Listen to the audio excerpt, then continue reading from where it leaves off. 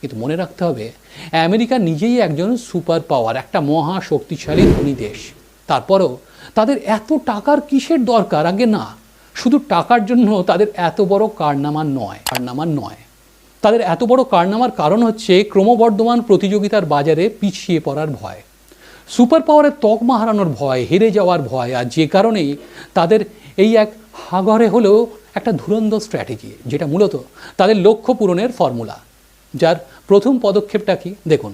2035-এর GDP forecast কি বলছে জানেন? বলছে ওই সময়ে চায়না জিডিপি গ্রোথ পিপিপি মানে পারচেজিং পাওয়ার প্যারিটি অনুযায়ী থাকবে 51.499 ট্রিলিয়ন, আর সেখানে মার্কিন জিডিপি গ্রোথ থাকবে 33.844 ট্রিলিয়ন। আর এর একটাই কারণ, আমেরিকার অর্থনীতি ক্রমেই জমাট বাঁধছে, ডলারের গুরুত্ব পড়ে যাচ্ছে, আর ওদিকে হু হু করে ছুটছে চাইনিজ ইকোনমি। আজ হয়তো এখনও আমেরিকা সেরা, কিন্তু কাল সেটা থাকবে